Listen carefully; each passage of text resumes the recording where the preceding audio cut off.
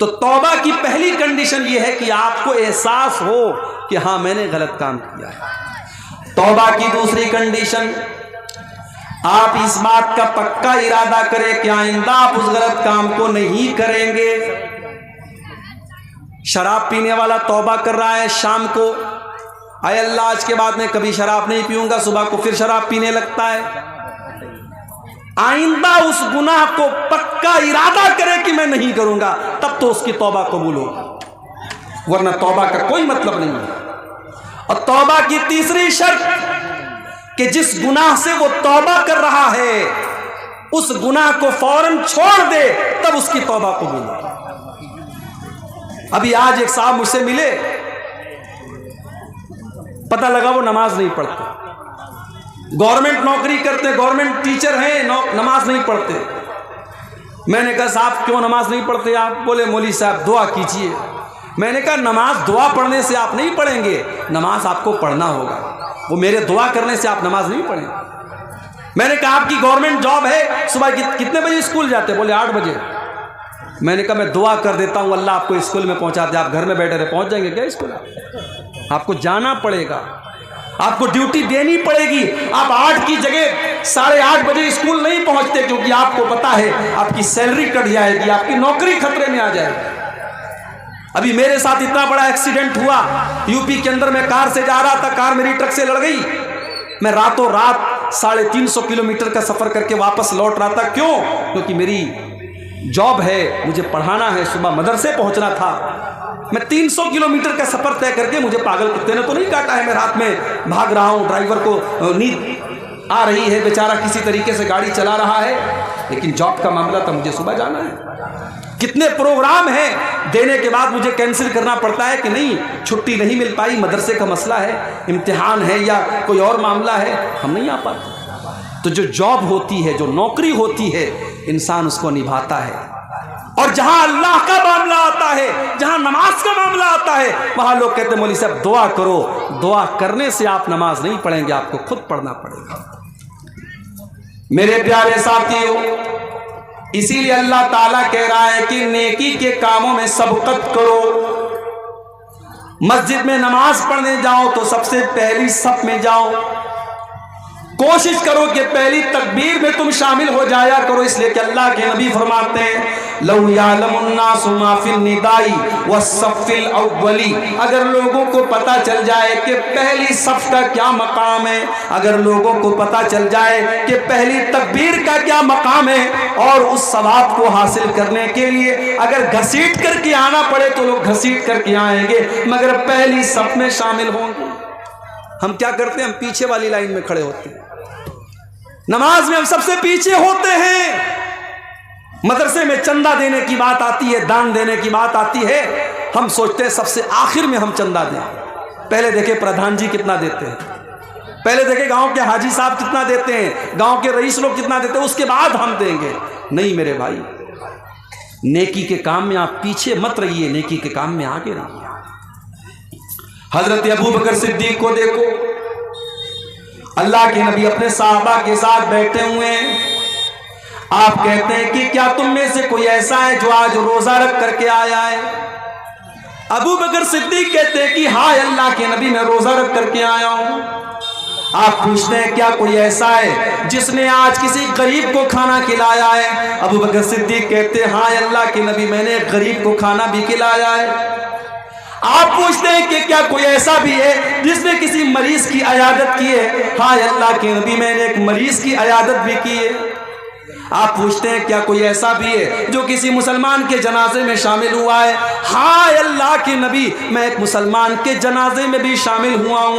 आपने फरमाया मजतमाना फी इम्रिइन इल्ला दखलल जन्ना, ये सारी की सारी नेकियां अगर एक इंसान एक दिन में 24 घंटे में कर लेता है तो वो जरूर जन्नत में जाएगा, जन्नत में जरूर जाएगा। ये अबू बकर सिद्दीक, नेकी के मामले में पहले नंबर पर हजरत अबू बकर सिद्दीक का नाम आता है। मेरे भाइयों, हमें और आपको भी नेकी के मामले में आगे रहना चाहिए।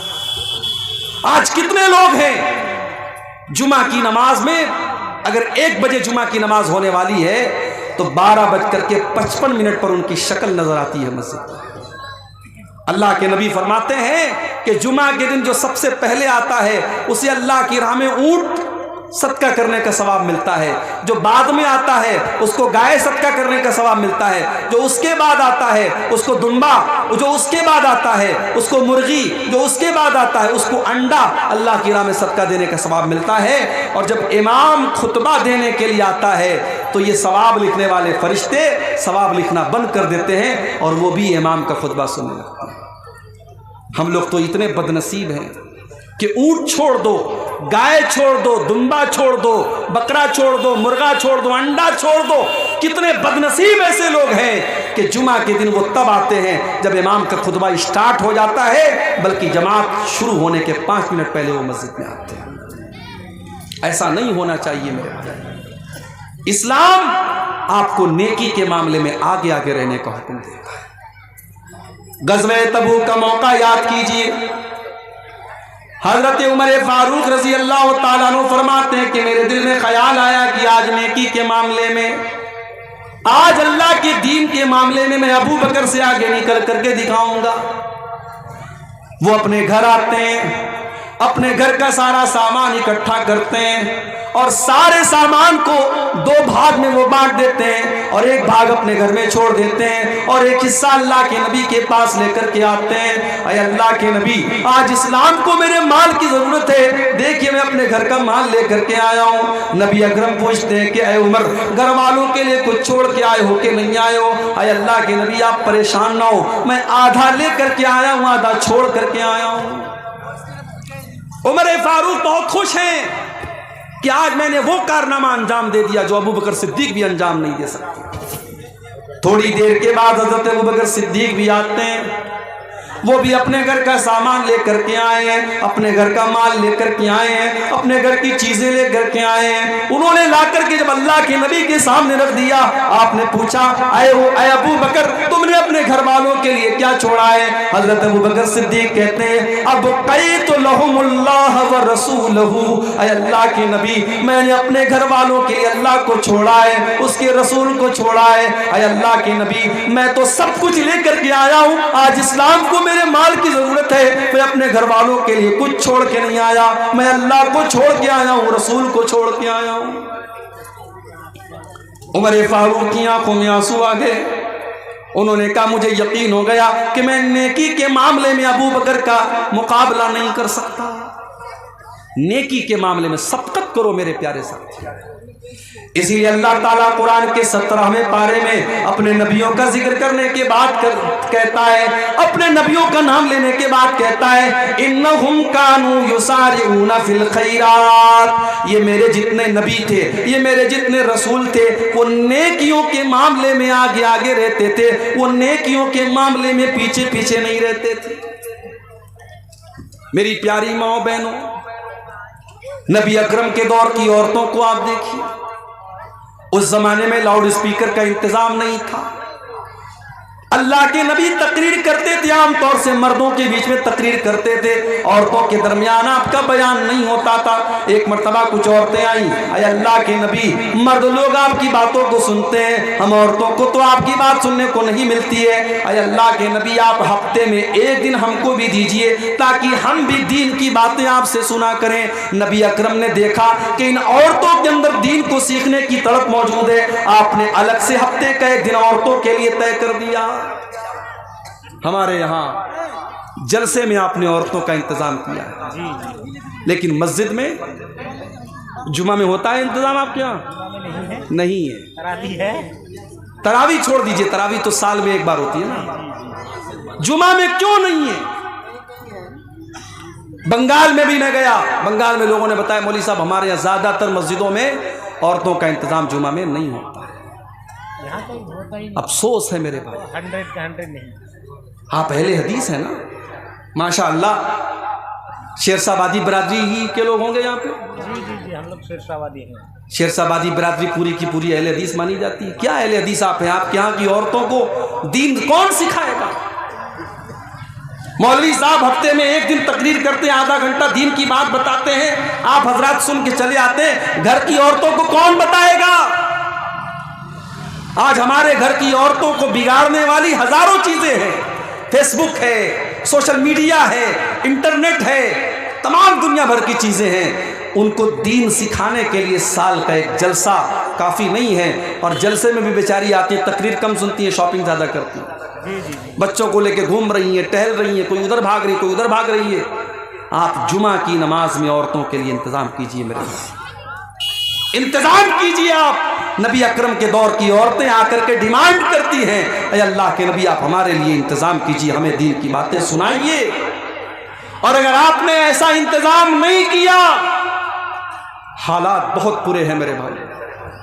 आज मुसलमान लड़कियां गैरों के साथ भाग रही हैं, फरार हो रही हैं, मुर्तद हो रही हैं, इस्लाम को छोड़ रही हैं, और हमारा आप सिर्फ तमाशा देख रहे हैं। अपनी औलाद को संभालिए, अपने बच्चों को संभालिए, अपनी औलाद को दीन की तालीम दीजिए, वरना पछताना पड़ेगा। अपने बच्चे और बच्चियों को जिस तरीके से आप स्कूल की और कॉलेज की तालीम देते हैं, उसी तरीके से दीन की तालीम दीजिए। उन्हें इस्लाम के बारे में बताइए, उन्हें तौहीद के बारे में बताइए, वरना आगे चल करके 10-15 साल के बाद जो हालात होंगे, हर घर और हर खानदान में इस तरीके के केस होंगे, फिर आपके पास हालात को कंट्रोल करने का कोई रास्ता नहीं होगा। नेकी के मामले में आगे बढ़िए, पीछे मत रहिए। हजरत अमर बिन जमूह रज़ी अल्लाह तआला अन्हु एक बूढ़े साहबी हैं, अल्लाह की राह में जिहाद करने की वजह से उनकी दोनों टांगे खराब हो चुकी हैं, उम्र भी 70 साल के पार हो चुकी है। जब एक जंग का मौका आता है, अल्लाह के नबी के पास उनके 4 बेटे हैं, उनके चारों बेटों ने अपना नाम लिखवाया। हजरत अमर बिन जमूह ने कहा कि अल्लाह के नबी मेरा भी नाम लिख लीजिए।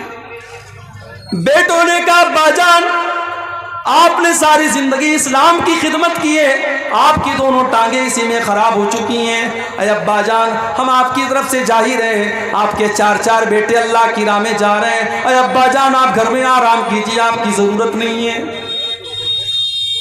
बाप ने कहा नहीं, ठीक है मैं लंगड़ा हो चुका हूं, ठीक है मेरी टांगे काम नहीं कर रही हैं, मगर मेरे बाजुओं में आज भी ताकत है, मैं दुश्मनों के छक्के छुड़ा सकता हूं, मैं अल्लाह की राह में जिहाद करना चाहता हूं, तुम कौन होते हो मुझे रोकने वाले? बाप इसरार कर रहा है, बेटे मना कर रहे हैं। मामला अल्लाह के नबी के पास आता है, बेटे कहते हैं अल्लाह के नबी मेरे बाप को समझाइए, उनको बताइए, वो तो बूढ़े हो चुके हैं, उनकी दोनों टांगे काम नहीं कर रही हैं। अल्लाह के नबी ने हजरत अमर बिन जमूह से कहा कि आप मत जाइए, आपको ज़रूरत नहीं है। कहा अल्लाह के नबी मैं चाहता हूँ कि मैं इस जंग में जाऊँ और मैं शहीद हो जाऊँ, और मैं अपनी इन्हीं लंगड़ी टांगों के साथ मैं जन्नत में चला जाऊँ। नबी अकरम ने उनका जज्बा देखा, उनके दिल का जज्बा देखा। आपने बेटों से कहा जाने दो, इनको अल्लाह की राह में जाने का शौक है, इनके अंदर जज्बे जिहाद है, इनको रोको मत, इनको जाने दो। चुनांचे जंग होती है और हजरत अम्र बिन जमूह अल्लाह की राह में जिहाद करते हुए उसी हालत में शहीद हो जाते हैं।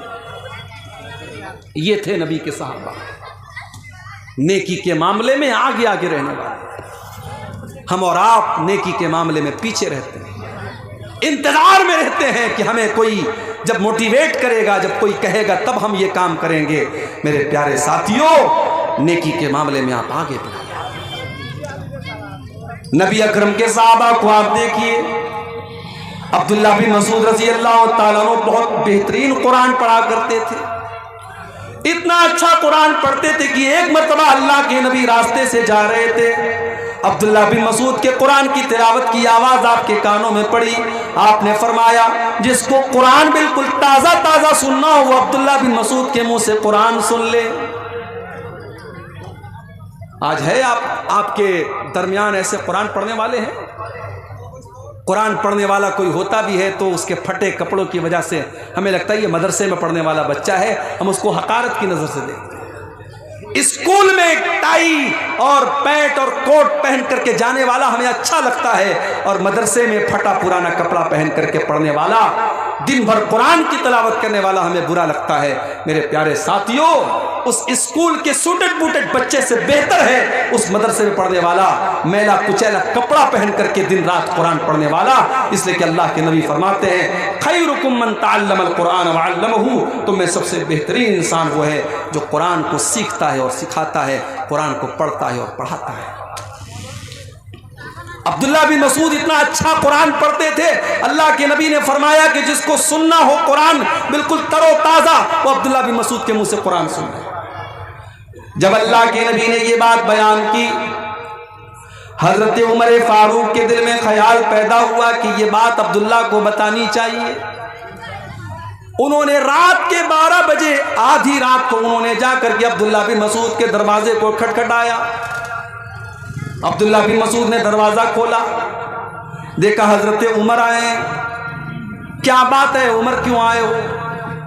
आए अब्दुल्ला, मुझे मालूम है कि ये वक्त मुनासिब नहीं था, रात के 12 बज रहे हैं, आधी रात हो चुकी है, लेकिन मैं तुम्हें एक बात बताना चाहता हूं। अल्लाह के नबी ने तुम्हें एक खुशखबरी दी है। क्या खुशखबरी दी? कहा है अब्दुल्ला, नबी अकरम ने आज तुम्हारी तिलावत की आवाज सुनी थी, तो नबी अकरम ने फरमाया था कि जिसको कुरान सुनना हो, बिल्कुल ताज़ा ताज़ा कुरान सुनना हो, वो अब्दुल्ला के मुंह से कुरान सुन ले। मैंने सोचा कि मैं आधी रात को मैं जाकर के तुमको बता दूं, ताकि सबसे पहले मैं ये खुशखबरी तुम्हें सुना दूं। एक मुसलमान को अच्छी खबर देने में भी सवाब मिलता है, मैं ये खबर तुम्हें सुनाने आया हूं। हजरत अब्दुल्ला ने कहा कि आपने थोड़ा सा लेट कर दिया, थोड़ा सा आपने डिले कर दिया, थोड़ा सा लेट कर दिया। अभी थोड़ी देर पहले हजरत अबू बकर सिद्दीक आए थे और उन्होंने ये खबर मुझे दे दी है। हजरत उमर ने पेशानी पकड़ के कहा कि अबू बकर, उमर तेरा मुकाबला नहीं कर सकता। मेरे प्यारे साथियों, ये नबी के सहाबा थे जो नेकी के मामले में सबकत करते थे।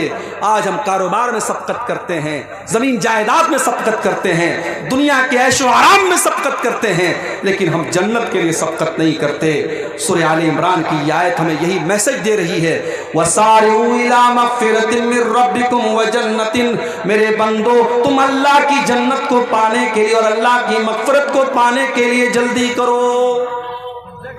मेरे प्यारे नौजवान साथियों, जब हम आपसे नमाज के बारे में कहते हैं, आप कहते हैं मौलवी साहब अभी तो जवानी के अय्याम है, अभी तो मौज मस्ती के दिन है, जब 40 साल के हो जाएंगे, 50 साल के हो जाएंगे, हम नमाज भी पढ़ने लगेंगे, हम दाढ़ी भी रख लेंगे, हम हाजी भी हो जाएंगे। कौन गारंटी लेगा, कौन गारंटी लेगा कि आप 50 साल तक जिंदा रहेंगे, 60 साल तक जिंदा रहेंगे? एक एक्सीडेंट आपकी जिंदगी बदल सकता है, एक हादसा आपको खत्म कर सकता है, एक बीमारी आपको बर्बाद कर सकती है। मेरे प्यारे नौजवान साथियों, वमा तदरी नफ्सुम माज़ा तक्सिबु गदा, कोई नहीं जानता कि कल उसके साथ क्या होने वाला है। इसलिए कल न कर, कल का कोई भरोसा नहीं, कल तो कल एक पल का भरोसा नहीं, फिक्र उक़बा की कर आज ही बेखबर, फिक्र उक़बा की कर आज ही बेखबर, कल न कर, कल का कोई भरोसा नहीं, कल तो कल एक पल का भरोसा नहीं। कर इबादत खुदा की जवानी में तू, कर इबादत खुदा की जवानी में तू, कल बुढ़ापा तेरे सर पे आ जाएगा, कल बुढ़ापा तेरे सर पे आ जाएगा, कुव्वते दस्तो पा खत्म हो जाएगी, कुव्वते दस तो पा खत्म हो जाएगी, फिर इबादत का कोई भरोसा नहीं। कल का कोई भरोसा नहीं है। मेरे नौजवान साथियों, नेकी के मामले में सबकत करो, मिसाल दे दुनिया कि हाँ ये लड़का नेकी के मामले में आगे रहता है। मस्जिद में नमाज पढ़ने जाओ तो पहली सफ में रहो, इबादत के मामले में सबकत करो। किसी को धोखा देना कैसा है? बहुत अच्छा काम है, दिया करो भाई धोखा। अब ये सब पूछने की बात है। जो इमाम साहब अक्सर झूठ बोले, वालिदैन की नाफरमानी करे और कभी कभार चोरी करे, उसकी इमामत में नमाज पढ़ना कैसा है? लग रहा है इमाम साहब से दुश्मनी हो रही है। ये लग रहा है बिल्कुल कैमरा लगा के बैठा इमाम साहब, कितना झूठ बोल रहा है, कितनी नाफरमानी कर रहा है, कितना चोरी कर रहा है। देखिए, इमाम जो होता है, इमाम ऐसे इंसान को बनाना चाहिए जो कुरान अच्छा पढ़ता हो, आलिम हो और दीनदार भी हो। ऐसा कभी कभी होता है कि एक इंसान आलिम है लेकिन दीनदार नहीं है, तो नमाज की इमामत एक ऊंचा मकाम है, ये हर इंसान को नहीं देना चाहिए। तो ऐसे इंसान को इमाम नहीं बनाना चाहिए। अगर ऐसा इंसान इमाम है, नमाज हो जाएगी आपकी नमाज पर कोई फ़र्क नहीं पड़ेगा, मगर ऐसे इंसान को इमाम नहीं बनाना चाहिए जो खुल्लम खुल्ला ये सब काम अगर कर रहा है, झूठ बोल रहा है, वालिदैन की नाफरमानी कर रहा है, चोरी कर रहा है, ऐसे इंसान को इमामत नहीं देना चाहिए।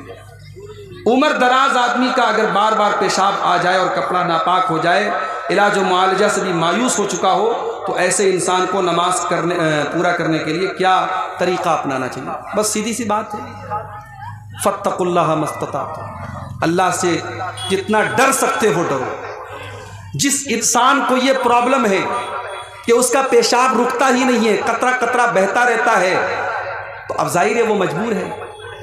अगर वो इलाज करा चुका है और इलाज से भी कोई फ़ायदा नहीं हो रहा है, तो ऐसा इंसान नमाज उसी हालत में पढ़ेगा। लेकिन हाँ, हर नमाज के टाइम वो नया वज़ू करेगा।